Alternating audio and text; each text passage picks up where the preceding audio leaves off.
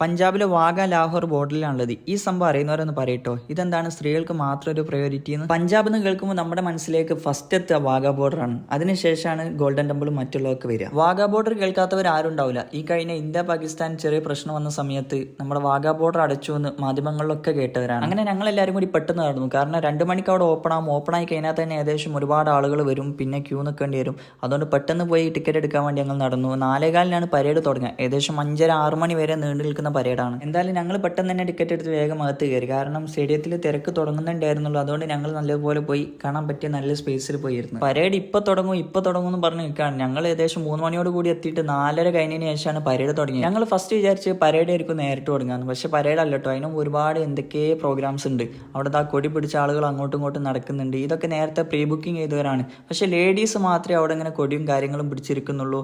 മാത്രമല്ല ആ ഫ്രണ്ടിൽ കാണുന്നില്ലേ, ആ സ്ഥലത്ത് ലേഡീസിന് മാത്രമേ അലോഡ് ഉള്ളൂ എന്ന് തോന്നുന്നു. കാരണം ബോയ്സിനെ ഒന്നും അങ്ങോട്ട് കടത്തി വിടുന്നില്ല. അപ്പം നമ്മളിങ്ങനെ കുറേ ആലോചിച്ചു, അവിടെ മാത്രം എന്താ ലേഡീസിന് പ്രയോറിറ്റി കൊടുക്കുന്നത്? എന്തൊക്കെയാണെങ്കിലും പരേഡ് തുടങ്ങാൻ പോവാണ്. ഇതാ അപ്പുറത്ത് കാണുന്ന ആ സ്റ്റേഡിയം അല്ലേ, അത് പാകിസ്ഥാൻ്റെ സ്റ്റേഡിയമാണ്. ഇതാ ആ കാണുന്ന ഗേറ്റിന് അപ്പുറത്താണ് പാകിസ്ഥാൻ.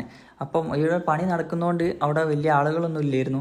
എന്തായാലും വേണ്ടിയില്ല, നമ്മുടെ ഇന്ത്യക്കാർ ഫുള്ളാണ്. പരേഡിൻ്റെ ഹൈലൈറ്റ് എന്ന് പറഞ്ഞാൽ ഇന്ത്യയും പാകിസ്ഥാനുമായുള്ള അതിരുണ്ടല്ലോ, അവിടെ സൈനികരുടെ ചേർത്ത് നിൽക്കുന്ന ചൂടകളാണ്. നമ്മുടെ ഇന്ത്യക്കാരെങ്ങനെയാണോ അതേ പരേഡ് തന്നെയായിരിക്കും പാകിസ്ഥാൻ അപ്പുറത്തും നടത്തുക. ഈ ഡാൻസ് കണ്ട് മടുത്ത് സത്യം പറഞ്ഞാൽ പരേഡ് കാണാനായിരുന്നു ഞങ്ങൾ കയറിയിരുന്നത്. ഇവരുടെ ഡാൻസ് ആണെങ്കിൽ തീരണ്ടേ.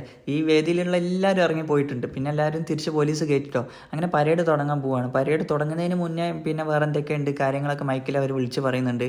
എന്തായാലും വേണ്ടിയില്ല. പിന്നെ അവർ BSF അവരുടെ ഒരു ഇത് അവിടെ പ്രദർശിപ്പിക്കും ആ ഡിസ്പ്ലേയിൽ. അതെന്തായാലും നമ്മൾ കുറച്ചു നേരം കണ്ടിരിക്കും. അതിനുശേഷമാണ് ഇനി പരേഡ് തുടങ്ങാൻ പോകുന്നത്. പരേഡ് തുടങ്ങിക്കഴിഞ്ഞാൽ നൈസാണ് സത്യം പറഞ്ഞാണ്ടല്ലോ, അടിപൊളി പരേഡ്. നമുക്കിങ്ങനെ ഇടയ്ക്ക് നോക്കിയാൽ കാണാം അവിടെ ഇന്ത്യൻ്റെ ബോർഡർ കടന്നിട്ട് പാകിസ്ഥാനിലേക്ക് കുറേ ആൾക്കാർ ഇങ്ങനെ നടന്നു പോകട്ടോ. ചില ആൾക്കാർ ട്രോളിയും ബാഗൊക്കെ ആയിട്ട് ഇങ്ങനെ ഉന്തി നടന്നു പോകുന്നവരുണ്ട്. അപ്പോൾ അവിടെ ഓപ്പൺ ആണെന്ന് മനസ്സിലായി. ആ ബോർഡറിൽ നിന്ന് പാകിസ്ഥാനിലേക്ക് കടക്കാൻ പറ്റുമെന്ന് നമുക്ക് മനസ്സിലായിട്ടോ. എന്തായാലും ഇന്ത്യ പാകിസ്ഥാൻ വാഗ ബോർഡർ അതൊരു എക്സ്പീരിയൻസ് തന്നെയാണ്. എല്ലാവരും ഒന്ന് എക്സ്പീരിയൻസ് ചെയ്യണം എന്നാണ് എനിക്ക് പറയാനുള്ളത്. അവിടെ പോയവരൊക്കെ ഒന്ന് പറയും എങ്ങനെ ഉണ്ടെന്ന്.